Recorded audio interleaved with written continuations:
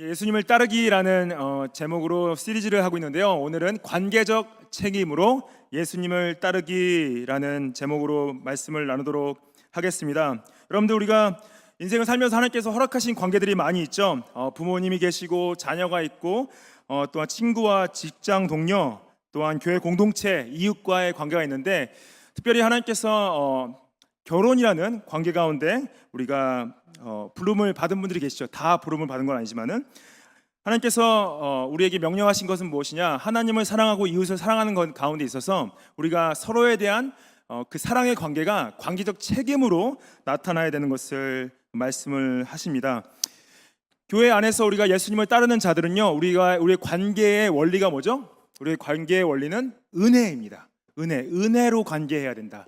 우리가 서로를 용서하고 품어주고 또한 이끌어주고 힘이 되어주고, 그런 것들이 우리가 은혜로 관계하는 거죠. 우리가 서로를 정죄하거나 공격하거나 정말로 넘어뜨리는 것이 우리의 목적이 아니라 서로를 세워주고 주님 앞에서 온전히 서갈 수 있도록 도와주는 거죠. 그것이 어떻게 보면 관계적 책임으로 나타나게 됩니다. 오늘 사회 가운데 특별히 호주는요,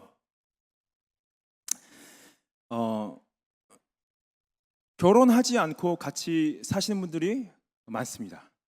그것이 이 문화적으로 정상으로 받아들여져 있는 거죠. 어떻게 보면 그 결혼이라는 책임을 지지 않는 채 관계로서 함께 이제 동거하는 건데요.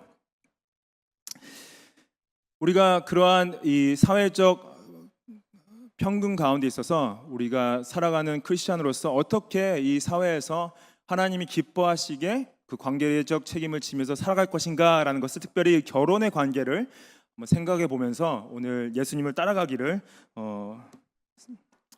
봤으면 좋겠습니다.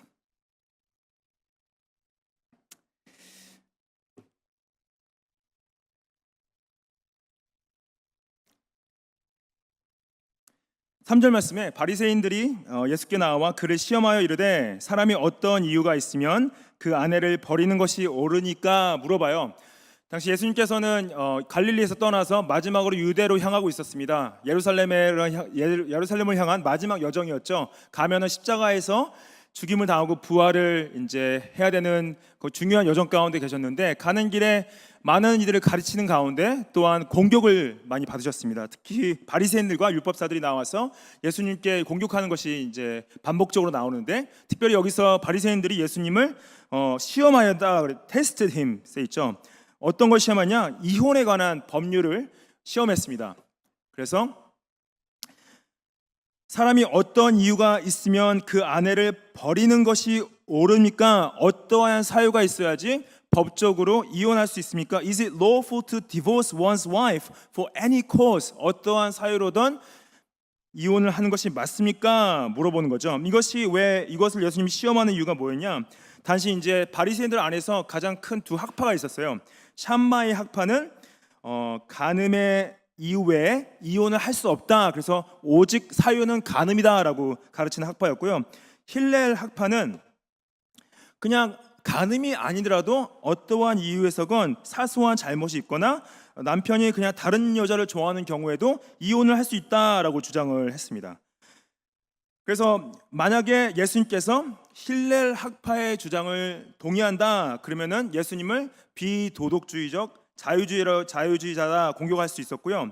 아니면 샴마이 학파의 입장을 예수님이 동의하신다, 그러면은 세례 요한처럼 정치적으로 헤롯에게 말을 해서 헬롯 안디바가 세례 요한을 죽인 이유가, 세례 요한이 헤롯이 간음하고 자기 사촌 동생의 조카의 아내를 데리고 왔죠. 그것을 비판했기 때문에 세례 요한이 죽임을 당하게 됩니다. 그것을 동일하게 얘기를 해서 예수님께서 샴마이 학파의 이유를 동의했을 때는 그런 식으로 공격을 할 생각이었죠. 그래서 어찌됐든 어떠한 대답을 하건 양쪽 대답을 하면은 함정에 빠질 수밖에 없는 상황이었는데, 예수님께서 어떻게 대답하시나요? 그 어떠한 입장도 말씀하시지 않고 예수님께서는 창세기로 인용을 하시면서 대답을 하십니다. 4절 말씀 보시면은 예수님께서 대답하여 이르시되 사람을 지으신 이가 본래 그들을 남자와 여자로 지으시고 말씀하시기를 그러므로 사람이 부모를 떠나서 아내에게 합하여 그 둘이 한 몸이 될지니라 하신 것을 읽지 못하였느냐 그래요. 그래서 모세의 율법이 말했던 이혼을 말하기 전에 결혼의 목적과 결혼의 디자인, 결혼의 원리를 다시 확인시켜 주는 거죠. 하나님께서 결혼을 왜 만드셨니? 라고 물어보는 거죠. 하나님께서는 원래 남자와 여자를 지으셨다. 이것은 창세기 1장 27절 말씀을 예수님께서 인용하신 거죠. 그래서 창세기 1장 27절 말씀에 하나님이 자기 형상 곧 하나님의 형상대로 사람을 창조하시되 남자와 여자를 창조하셨다. 하나님께서 그들에게 복을 주시며 하나님이 그들에게 이르시되 생육하고 번성하여 땅에 충만하라 말씀하셨죠. 명령하셨죠. 그래서 하나님께서 창조령으로 결혼이라는 관계를 만드셨는데 특별히 남자와 여자, 남자 한 명, 여자 한 명, 그리고 남자와 여자를 자신의 형상을 따라 지으셨다. 이것이 굉장히 중요합니다.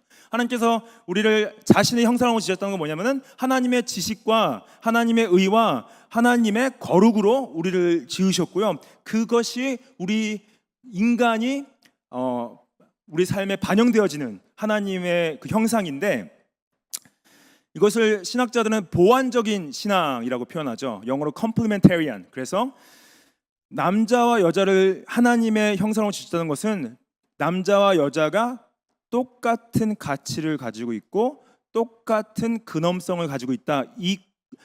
equal value, equal dignity. 같은 가치와 같은 근엄성을 가지고 하나님께서 만드셨다. 근데 남자와 여자를 다르게 만드신 것이 있다면은 기능을 다르게 만드셨다라고 해요. 그래서 보완한다라는 건 뭐냐면은 서로의 다른 기능을 보완한다. 그래서 complementarian, complement. 그래서 하나님께서 여자를 돕는 배필이라 하셨을 때는 complement란 의미가 가지고 있습니다. 남자를 돕는다 할 때 동일하게 남자도 여자를 돕는 거죠. 그래서 이 창세기 2장 24절 말씀에 보면은 그러므로 남자가 부모를 떠나 그의 아내와 합하여 둘이 한 몸을 이룰지로다. 아담과 그의 아내가 두 사람이 벌거벗었으나 부끄러워하지 않았다. 그래서 이 하나님께서 남자가 부모를 떠나서 여자와 합한다는 것은 법적 의미를 가지고 있습니다. 법적으로 합법적으로 하나님 앞에서 언약을 맺고 한 몸이 되는 거. 이 한 몸이 된다는 것은 영어로는 물론 이제 one flesh라고 써 있지만은 이거 한 몸이 된다는 것은 전 인격적인 연합을 얘기해요. 몸만 하나 되는 것이 아니라 그 영이 하나 되고 그 관계가 하나 되는 것, 전 인격적인 연합을 의미합니다. 그래서 예수님께서 이것을 어떻게 해석해 주시냐? 오늘 본문 말씀 마태복음 19장 6절 말씀 보시면은 그런즉 이제 둘이 아니라 한 몸이다. 그러므로 하나님이 짝지어 주신 것을 사람이 나누지 못할지니라라고 해석을 해주시죠. 이게 뭐냐? 우리가 생각에는 우리의 결정과 우리의 의지로 우리가 택해서 만나서 결혼을 하는 것 같지만은 그것은 하나님의 계획 가운데 하나님이 허락하시지 않으면은 이루어질 수 없는 관계였다라는 거예요. 그래서 우리가 생각하기에는 우리가 짝지은 것 같지만은 이것은 우리가 짝지은 것이 아니라 하나님이 짝지으신 것이다라는 거죠. 그래서 이 관계 자체가 철저하게 인간 중심이 아닌 하나님 중심 관계임을 드러내는 거죠. 그래서 예수님께서 바리새인들이 이혼에 관한 율법에 대해서 공격을 할 때 그들이 본질적으로 잘못 가지고 있는 결혼에 대한 생각을 바로 잡기 위해서 말씀하시는데요. 여러분 놀랍게도 성경에는 정말 우리가 보고 배울 만한 그 부부 관계가 많지는 않습니다. 안타깝게도 놀랍죠. 하나님의 믿음의 사람들이 정말 좋은 예를 보여서 와, 이 사람들은 정말 너무 행복한 부부 생활 잘하고 가족들을 잘 이끌었구나, 정말 축복된 이 사람들의 그 예를 잘 따라가야 됐다 할 만한 사람들이 많지가 않아요. 도리어 다들 문제가 심각하게 많았습니다. 예를 들어서 첫 번째 커플 누구였죠? 아담과 하와. 여러분들, 아담이 그 선악과를 먹고 나서 하나님께서 그를 만나셨을 때 아담이 뭐라고 합니까? 하나님 잘못했습니다. 범죄했습니다. 그랬어요? 저 사람이 먹으라고 그랬어요. 그랬어요. 창세기 3장 12절 말씀 보면은 아담이 이르되 하나님이 주셔서 나와 함께 있게 하신 이 여자 그가 그 열매를 내게 주므로 내가 먹었습니다 라고 하는 거예요. 하나님이 줬지 않습니까? 이 사람 하나님이 줘가지고 내가 같이 살았는데 이 사람이 나한테 이걸 줘가지고요 내가 먹었습니다 라고 변명하는데요. 변명 어떻게 하냐면은 남 탓하는 거죠. 탓하는 거예요. 그리고 놀랍게도 근데 하나님께서 선악과의 열매를 따먹지 말라 그걸 먹는 순간 분명히 죽을 것이다 하는 명령을 누구한테 주셨어요? 하와한테 주지 않으셨어요? 아담한테 주셨어요. 아담이 그 명령을 받았는데 도리어 하와가 열매 줄 때 아니야 이거 먹으면 안 돼 하나님께서 먹지 말라고 하셨어 라고 조금 저항이라도 했어야 되는데 그런 게 없어요. 그냥 받아서 바로 먹었어요. 그렇지 나도 먹어야지 그러면서 먹었어요. 그러면서 하나님 앞에서 내가 범죄했습니다 저를 용서해 주십시오 그렇게 하지 않고 저 여자가 나한테 줘서 내가 먹었습니다 라고 안타깝게도 인류 최초의 커플이 이렇게 결혼 생활을 보여주죠. 아브라함과 사라는 어땠습니까? 아브라함과 사라는 하나님께서 약속을 주셨죠. 근데 나이가 들수록 불안한 거예요. 약속이 이루어지지 않나? 하나님께서 우리한테 아들을 주지 않나? 정말 괴롭고 힘든 가운데 사라가 자신의 믿음이 연약하고 아브라함도 그 믿음이 연약해지니까 어떻게 했냐? 자신의 종인 하갈을 아브라함과 같이 자게 합니다. 범죄죠. 자신의 종을 자기 남편한테 줘서 자게 해요. 그래서 하갈이 이스마엘을 낳게 됩니다. 아들을 낳으니까 그러니까 사라가 어떻게 돼요? 질투하죠. 그리고 그 가운데 갈등이 생기니까 아브라함한테 이렇게 말합니다. 나 이 여종이 너무 밉다 힘들다. 그러니까 아브라함이 뭐라 그러냐면은 이 사람들이 이름이 바뀌기 전이죠. 사라에게 이르되 당신의 여종은 당신의 수중에 있으니 당신의 눈에 좋을 대로 그에게 행하라 하며 사라가 어떻게 했어요? 하갈을 학대해요.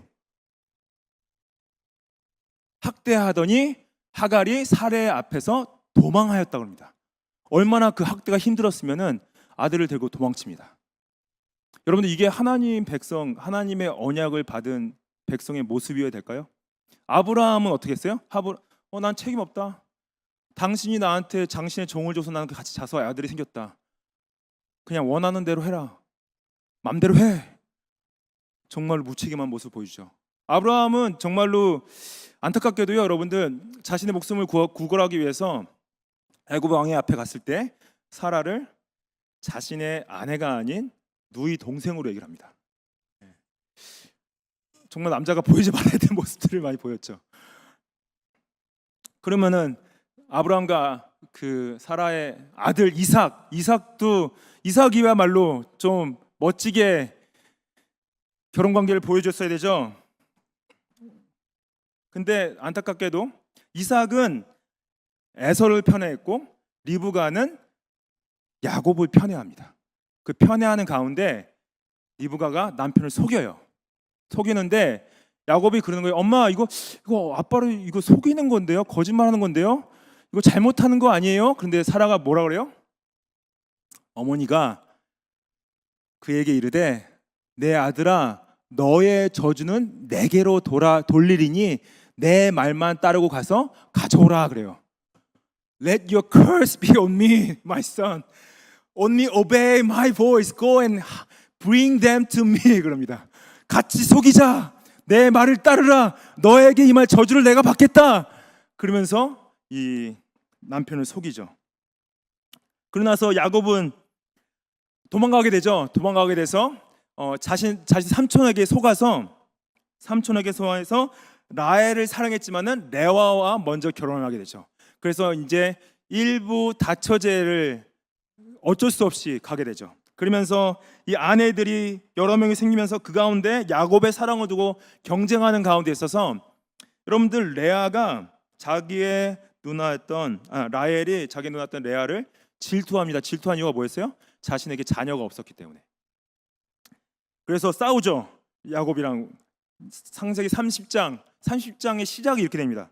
라헬이 자기가 야곱에게 아들을 낳지 못함을 보고 그의 언니를 시기했다 그러죠. 자기 언니는 아이들을 낳는데 자신의 아가 없으니까 야곱에게 이르죠. 내게 자식을 낳게 하라. 그렇지 않으면 내가 죽겠노라. 그래요. 나한테 애가 생기게 해달라. 아니면 내가 죽어버리겠다. 그러죠. 근데 야곱이 도리어 화를 내죠.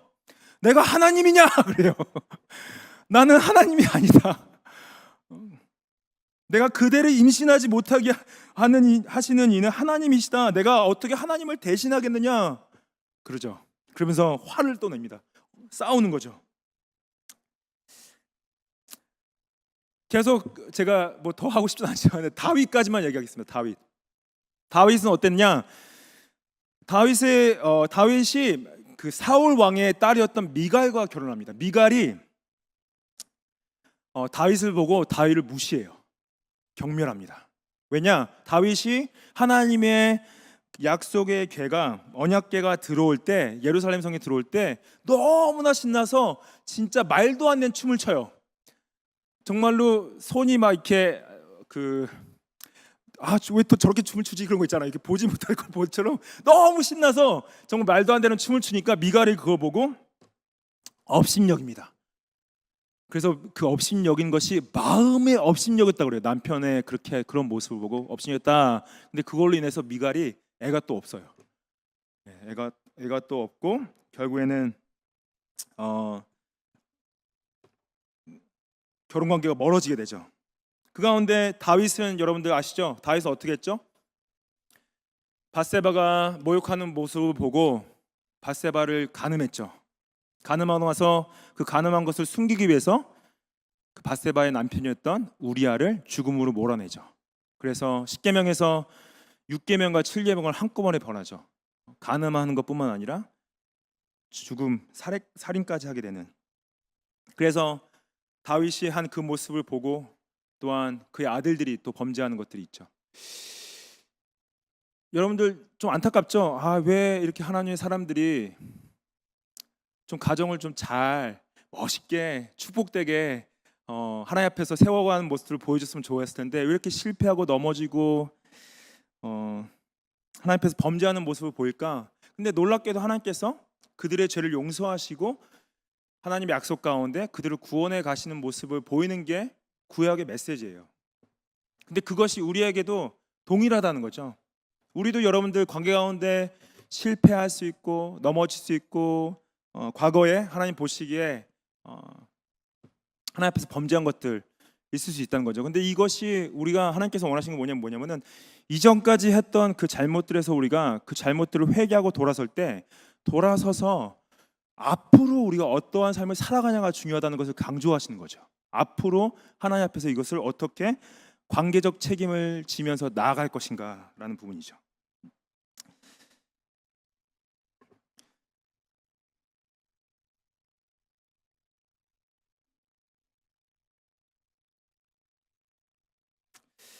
저희가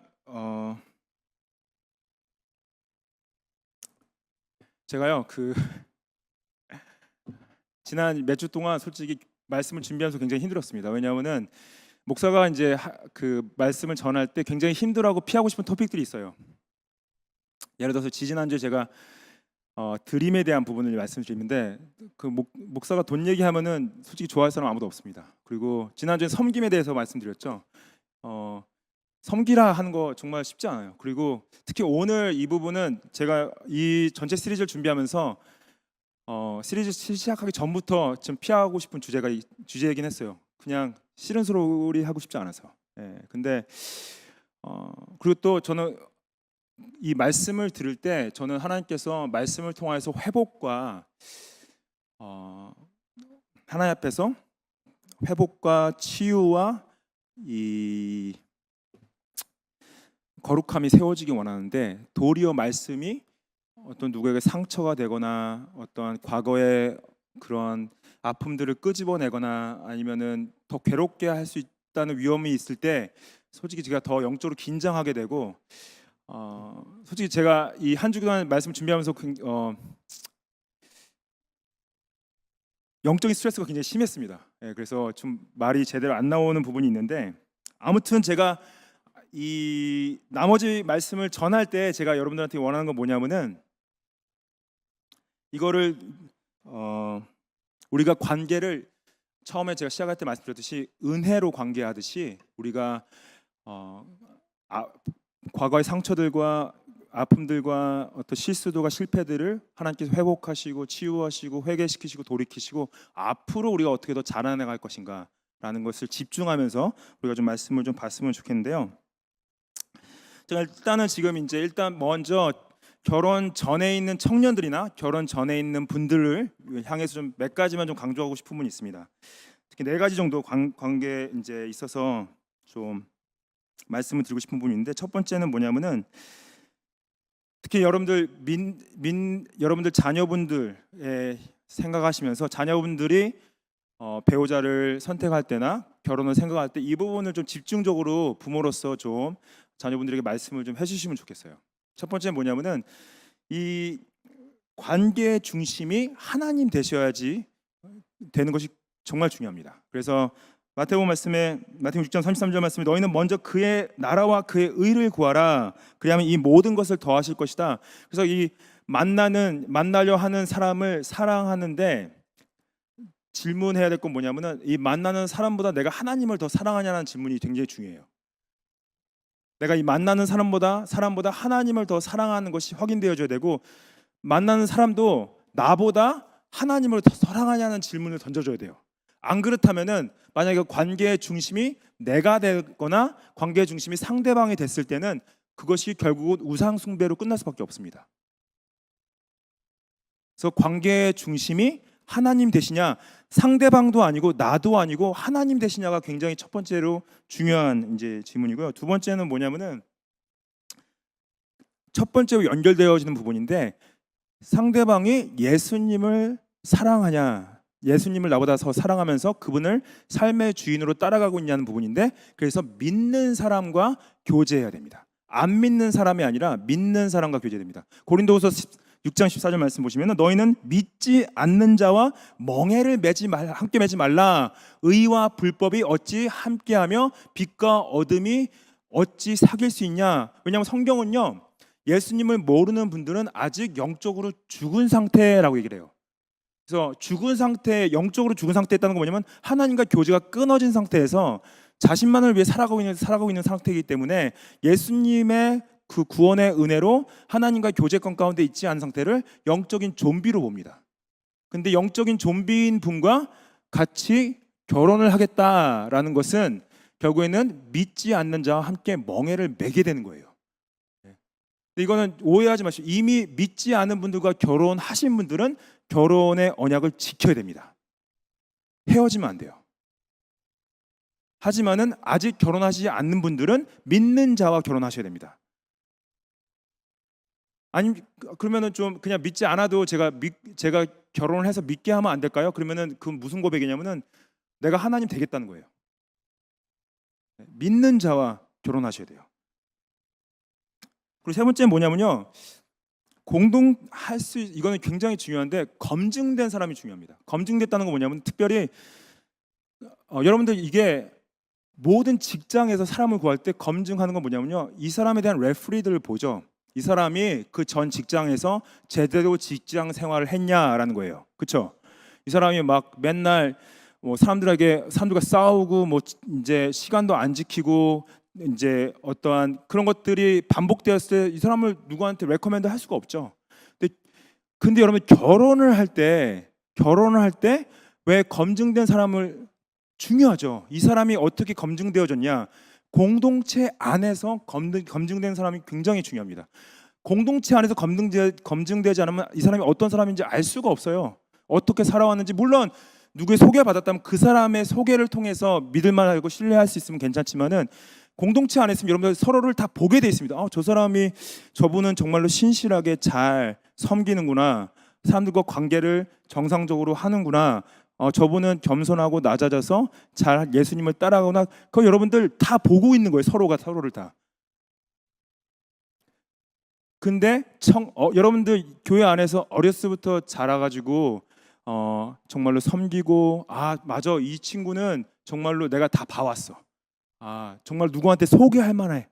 왜냐하면 어떻게 아동부, 학생부, 청년부 이런 것들 지나오면서 이 친구는 이렇게 잘 하나님을 따라갔고 예수님을 따라갔지, 귀하게 잘 컸지. 그러면 여러분들 정말 우리가 정말 마음을 다해서 추천하고 사람을 소개할 수 있죠. 이게 마태복음 12장 33절 말씀 보시면 나무도 좋고 열매도 좋다 하든지 나무도 좋지 않고 열매도 좋지 않다, 열매로 나무를 안다라고 그래요. 그래서 여러분들 잘 보시면요, 신앙생활의 열매들을 통해서 이분이 좀 불안정한지 안정되어 있는지를 좀 판단할 수 있는 증거들이 좀 보입니다.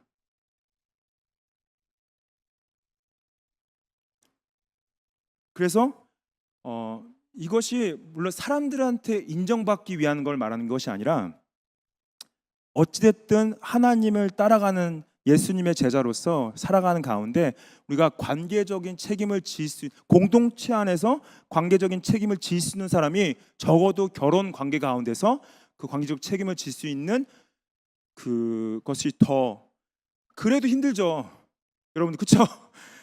그래도 힘들어요. 근데 어찌됐든 검증된 사람이 그래도 덜 문제를 일으킬 경우가 크다라는 거죠. 세 번째, 제가 이제 네 번째 말씀드리고 싶은 부분 뭐냐면은 영적인 리더십과의 어느 정도 관계적 책임이 있는 분들을 관계적 책임을 져야 될 부분을 말하는데, 이건 뭐냐면은 이제 히브리서 13장 10절 말씀에 뭐라고 말씀하시냐, 너희를 인도하는 자들에게 순종하고 복종하라. 그들은 너희 영혼을 위하여 경성하기를 자기들이 청산할 자인 것 같이 하느니라. 그들로 하여금 즐거움으로 이것을 하게 하고 근심으로 하게 하지 말라. 그래서 제가 이건 뭐냐면은 저나 장로님들이나 교회 리더십이 있죠. 리더십과 어떤 영적인 관계적인 책임을 서로 짓는다는 건 뭐냐면은 만약에 결혼이라는 중요한 사안에 있어서 적어도 저나 교회 리더십한테 와서 상의하고 얘기하면은 제가 그거를 못되게 나쁘게 만들까요? 아니죠. 기도하고 기도해주고 축복해주고 물어보죠. 어떠한 사람입니까? 어떠한 삶을 살아가고 있고 예수님을 믿으세요? 그분이 어떤 교회에 소속이 되어 있습니까? 그분이 어떠한 삶을 살아오시고 어떠한 가치와 삶의 목적과 어떠한 삶의 의미를 가지고 이 교제에 들어오기 원하시고 결혼을 하기 원하시나요? 물어보고 그것에 대해서 함께 기도할 수 있는 시간을 가지는 거죠. 그것이 공동체 안에서 영적 리더십과 관계적 책임을 짓는 거예요. 제가 누구를 막 컨트롤하거나 막 못되게 하거나 뭐 안 되게 하거나 그럴 생각으로 한다면은 하나님이 나를 심판하신다는 거예요. 근데 그런 과정을 지나지 않고 그냥 각자가 했을 때 그 영적인 관계적인 책임이 없이 실수하기가 크고 더 큰 문제가 되기가 쉽기 때문에 성경에서는 분명히 이것을 하나님께서 준 축복의 방법이다라고 말씀을 하시는 거죠. 그래서 이미 교제를 하시거나 결혼한 분들한테 말씀하는 게 아니라 아직 결혼을 하지 않으시고 아직 누구와 교제를 하지 않는 분들한테 제가 이걸 말씀드리는 거예요.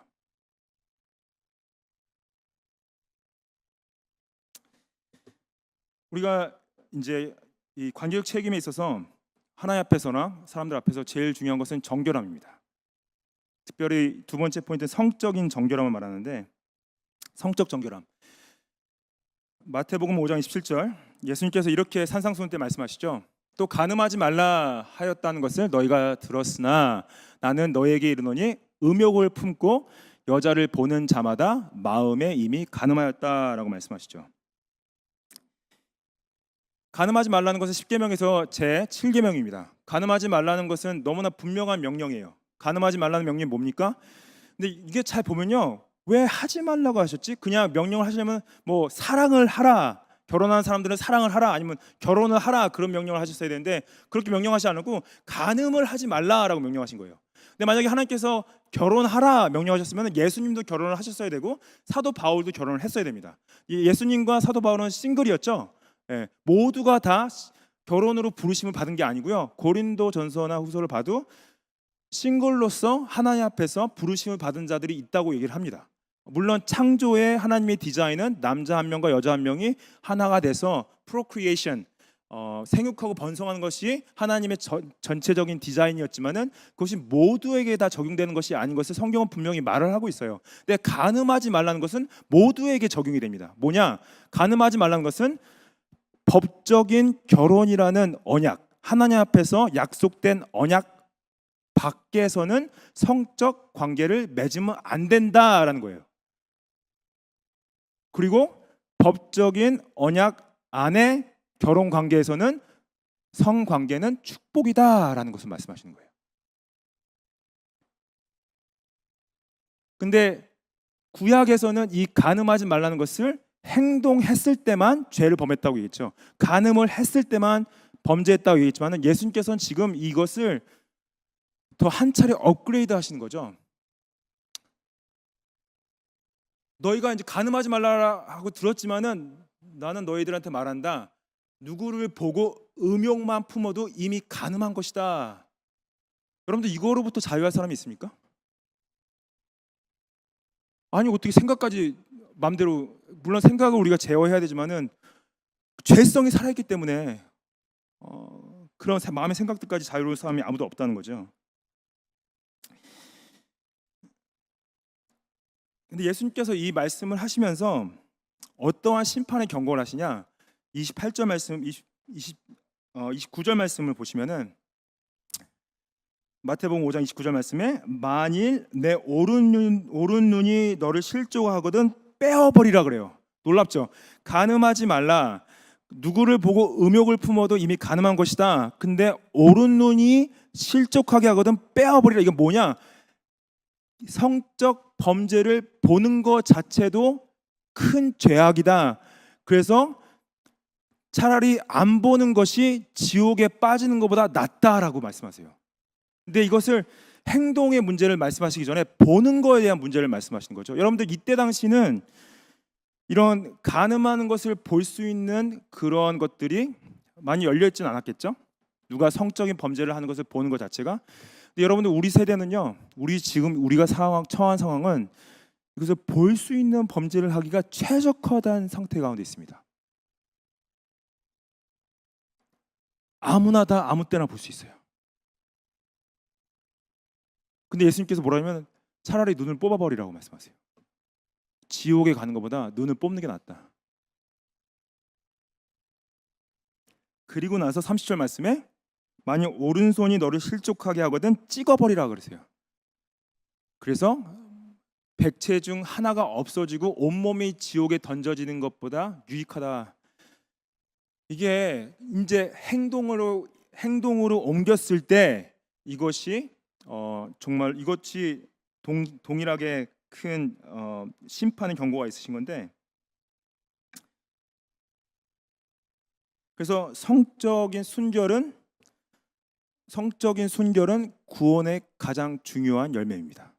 예수님을 따르는 자들이 가지고 있는 구원의 열매 중에 중요한 것은 성적인 순결이고요. 구원받지 못한 자들의 가장 큰 죄의 증상은 성적 범죄입니다. 그래서 이 자신을 성적인 성적인 순결로 만들어 가는 것뿐만 아니라 다른 사람들의 성적인 순결을 지켜주는 것이 7계명에 말씀하시는 거예요. 제가 이 말씀을 드린 건 이미 성적인 순결을 잃어버린 청년들을 향한 정죄함이 아닙니다. 과거에 있었던 일들은 하나님 앞에서 회개하고 더 이상 안 하면 돼요. 더 이상 돌아서서 앞으로 그렇게 하지 않는 게 중요하죠. 그리고 또 이 성적인 순결은요, 결혼하지 않은 청년들뿐만 아니라 결혼한 사람들한테 동일하게 적용이 되죠. 여러분들 결혼했으면은 우리가 성적인 범죄로부터 자유롭습니까? 결혼하신 분들 자유로워요? 아니죠. 우리도 다 동일하게 결혼한 관계 가운데서 다 항상 성적인 범죄 가운데 노출되어 있죠. 데살로니가 전서 4장 3절 말씀에 이렇게 말씀하세요. 하나님의 뜻은 이것이니 너희의 거룩함이라. 하나님의 뜻이 뭐라고요? What is the will of God? Your sanctification. 너희의 거룩이 하나님의 뜻이다. 여기서 거룩을 뭘로 정의하냐? 잘 보십시오. 여기서 거룩을 뭘로 정의해요? 음란함을 버리라라고 정의해요. abstain from sexual immorality. 거룩함은 성적인 범죄를 버리는 것이다. 그리고 각각 거룩함과 존귀함으로 자기의 아내에 대할 줄을 알아야 된다라고 말씀하세요. 거룩한 것은 무엇이냐? 자신의 아내를 거룩함과 존귀함으로 대하는 것이고요. 거룩함은 하나님을 모르는 이방인과 같이 세욕을 따르지 않는 것이다. Not in the passion of lust like the Gentiles who do not know God.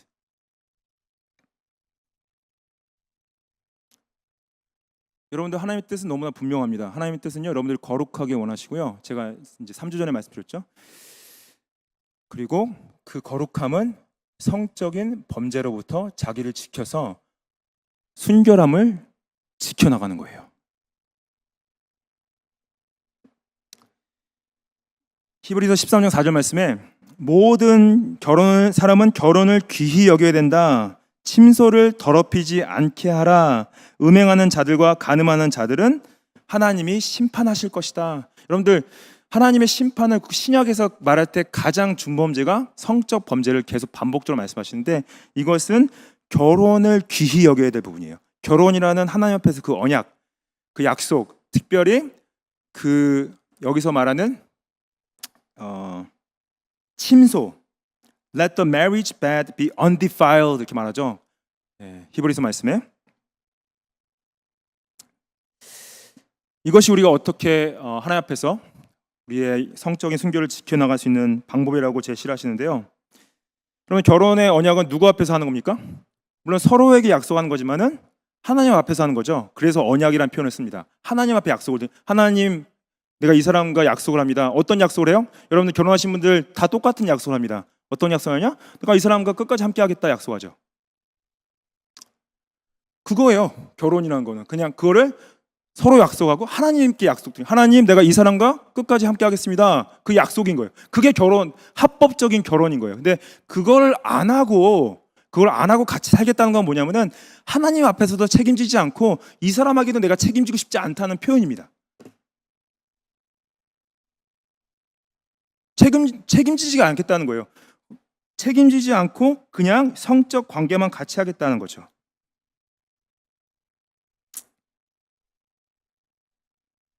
우리가 죄성이 살아있고 연약하기 때문에 약속을 깰 수 있죠. 근데 여러분들 그러한 아픈 거 과거 있으신 분들 제가 기도하는 것은 그런 것들 하나님께서 치유해 주시고 회복시켜 주시고 앞으로 건강하게 가족 생활을 하시는 거에 대해서 하나님께서 계획을 가지고 계심을 믿습니다. 그리고 앞으로 만약에 이혼을 생각하시는 분들 계시다면은 앞으로 내가 이때 이 사람과 헤어져야지 마음을 품고 계신 분들은 다 생각을 접으십시오. 이혼 생각하지 마세요. 내가 언제 이혼하지 항상 고민하시는 분들 지금 웃을 일이 아닌데 죄송합니다. 왜냐하면 그거를 생각하고 계획하시는 분들 생각보다 많으세요. 생각하지 마세요. 생각하지 마시고 결국에는 남편이나 아내보다 하나님이 중요한 거예요. 하나님이 중요하고 결혼을 하신 거면은 하나님께서 계획을 하신 겁니다. 그러면 아무리 괴롭고 어렵고 힘들더라도 끝까지 참으셔야 돼요. 인내하시고 아까도 말씀드렸지만은 안 믿는 분과 결혼하신 분들 이혼하시면 안 됩니다. 아니면 하나님 앞에서 약속하신 거예요. 끝까지 가셔야 돼요. 포기하지 마십시오. 물론 실패할 수 있어요. 근데 제가 말씀드린 거는 그래도 다시 한번 하나님 도와주십시오. 붙잡아 주십시오. 끝까지 갈 수 있도록 완주할 수 있도록 도와주십시오 하는 거예요.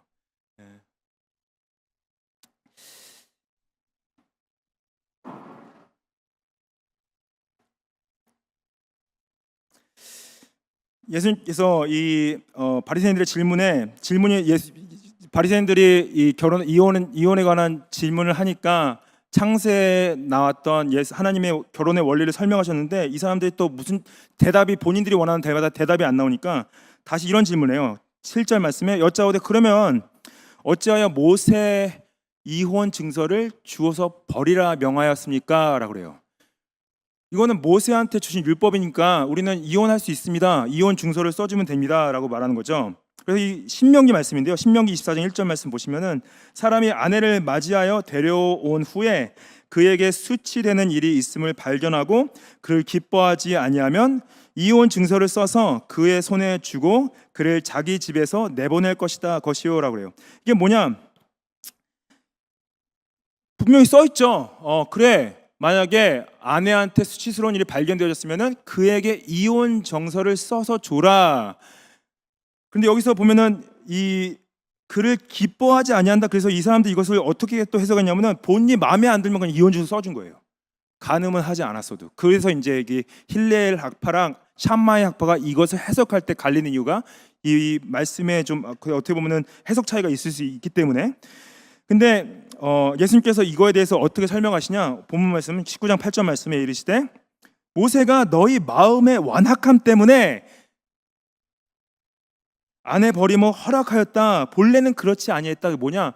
당시 만약에 이혼 증서를 쓰지 않고 아내를 버렸을 때 결국 그 아내가 다른 사람 법적 보호를 받지 못하고 결혼도 다시 못하게 되는 되게 불리한 상황 가운데 놓여져 있었죠. 그래서 모세가 어쩔 수 없이 그 증서를 써주게 해서 적어도 법적으로 관계가 끝난 상태에서 다른 사람과 결혼도 할 수 있고 법적인 보호를 받게 해주려고 이혼 증서를 쓰게 허락한 건데 그것을 예수님께서는 너희 마음이 완악했기 때문에 모세가 어쩔 수 없이 허락한 것이다 라고 말하는 거죠. 그래서 9절 말씀 보시면은 내가 너에게 말하노니 누구든지 음행한 이후에 아내를 버리고 다른 데 장가든 자는 간음한 사람이다 말씀하시죠. 그래서 근데 이것이 그냥 보기에는 샴마이 학파를 따라 이제 입장을 취하신 것 같지만 결국 뭐냐? 예수님께서는 하나님 앞에서 약속한 것을 끝까지 지켜야 된다라는 것을 강조하시기 위해서 이렇게 말씀을 하신 겁니다. 왜냐? 여러분들 결혼 관계는요. 복음의 메시지와 직접적인 연관이 있기 때문에 결혼 관계에 대한 가치를 지키는 것이 교회는 굉장히 중요합니다. 에베소서 5장 25절 말씀 보시면은 남편들아 아내를 사랑하기를 그리스도께서 교회를 사랑하신 것 같이 사랑하라고 말씀하세요. 여러분들 그리스도가 교회를 어떻게 사랑하셨습니까? 그리스도가 교회를 어떻게 사랑하셨어요? 죽기까지 사랑하셨어요. 십자가에서 죽으신 것이 사랑의 표현이었습니다. 남편분들, 아내분들 사랑하시죠?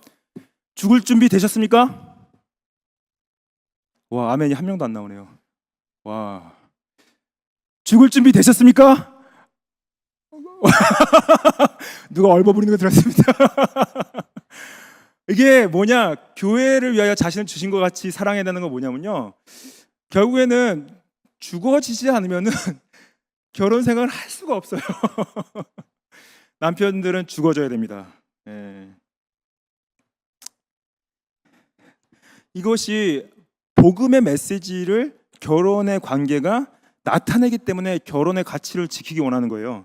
그래서 에베소서 5장 31절 말씀에 그러므로 사람이 부모를 떠나 그의 아내와 합하여 그 둘이 한 육체가 될지니 이 비밀이 크도다. 나는 그리스도와 교회에 대하여 말한다. 그리스도와 교회에 대하여 말하는데 창세기에 나온 이 말씀 사람이 부모를 떠나 그의 아내와 합하여 그들이 한 육체가 돼야 된다. 이 말씀이 복음과 무슨 상관이 있냐? 왜냐하면은 남편과 아내의 그 사랑의 연합이 그리스도와 교회의 사랑의 연합을 나타내기 때문이다라고 말씀하시는 거예요. 근데 여러분들 성경에서 신학자들 말할 때 창세기에도 나오고 예수님도 말씀하시고 사도 바울도 말하게 되면은 그 진리는 모든 세대와 모든 문화와 모든 민족에게 다 적용되는 진리라고 말합니다. So it's a truth that applies to transgenerational, transcultural, transnational, no matter what they believe. 그게 크리스찬이건 넌 크리스찬이건 모든 나라와 모든 민족과 모든 사람들에게 다 적용되는 것이다라고 말을 해요. 모든 세대와. 그래서 한 남자와 한 여자가 하나가 되는 이 합법적인 결혼은 하나님께서 세상을 창조할 때부터 지금과 끝날까지 계속 적용되어져야 될 하나님의 결혼에 대한 디자인이다.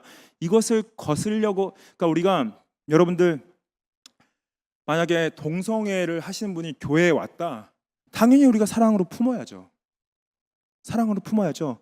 동성애를 하신 분들이 예수님을 알기 원한다. 그분이 오셔서 예수님을 알아갈 수 있도록 도와드려야죠. 근데 이런 순간이 옵니다. 나는 동성애를 하지만은 내가 이 교회에 합법적인 교인이 되기 원합니다. 정교인이 되기 원합니다. 라고 했을 때는 우리가 말을 해줘야 돼요. 뭘 말해주냐면은 예수님을 진짜 따르고 믿음을 고백한다면은 예수님께서는 그 동성애 관계가 잘못됐다고 말씀하시고, 진정한 회개는 그 동성애로부터 돌아서서 예수님을 따르시는 것이 맞습니다라는 그 선을 그어줘야 돼요. 그걸 선을 안 그어주면요, 교회가 교회로서의 기능을 못한다고 얘기를 합니다. 동성애 해도 괜찮아요. 동성애를 하셔도 우리의 가족이 될 수 있고 교회의 일원이 될 수 있습니다 말하면은 그 교회는 그 교회로서의 기능을 잃은 거라고 말을 합니다. 그래서 사랑으로 품되 진리를 진리라고 말할 수 있는 것이 교회의 기능이라는 거죠. 다른 모든 하나님 앞에서의 성적인 죄악들도 다 똑같아요. 어떠한 범죄를 하셨건 교회에 다 오실 수 있고요. 예수님을 만나셔야 되고 주님 앞에서 죄를 회개하셔야 되고, 죄 용서 받은 이후에 그 길에서 돌아서셨다면은 우리 교회의 일원으로서 공적으로 선포하시고 앞으로는 내가 그렇게 살지 않겠습니다라는 고백이 있어야 됩니다. 그것이 영혼을 살리고 사람을 살리는 일이에요. 그리고 이것이 가능한 것은 예수님께서 우리를 어떻게 사랑하셨냐는 거죠. 요한복음 10장 말씀, 나는 선한 목자다 라고 말씀하시죠. 요한복음 10장 12절 말씀에 삭구는 목자가 아니다, 양도 재앙이 아니다. 이리가 오는 것을 보면 양을 버리고 달아나나니 이리가 양을 물어가고 또 해치느니라. 달아나는 것은 그가 삭군인 까닭에 양을 돌보지 아니면. 여러분, 이게 뭐냐면은 삭군, 진짜 목자가 아니면은 책임지지 않는다는 거예요. 양에 대한 책임지지 않는다는 거예요. 양이 죽건 양이 다치건 양이 그 삭군은, 진정한 목자가 아닌 사람은 관계적 책임을 지지 않는다는 거죠. 근데 예수님께서 14절 말씀에 나는 선한 목자다, 나는 내 양을 알고 양도 나를 안다, 아버지께서 나를 아시고 내가 아버지를 아는 것 같이 나는 양을 위하여 목숨을 버리노라 라고 말씀하시죠. 예수님께서 우리를 책임져 주셨다는 건 뭐냐면요, 나의 죄를 대신해 죽으셨다는 겁니다. 그게 관계적 책임을 다 하신 거예요. 그래서 우리가 다른 관계적 책임을 할 수 있는 가장 근본적인 이유는 예수님께서 나의 삶을 책임져 주셨기 때문에 우리가 다른 사람의 관계를 책임져 줄 수 있는 거죠. 특별히 결혼의 관계 가운데 책임, 자녀 양육에 대한 책임.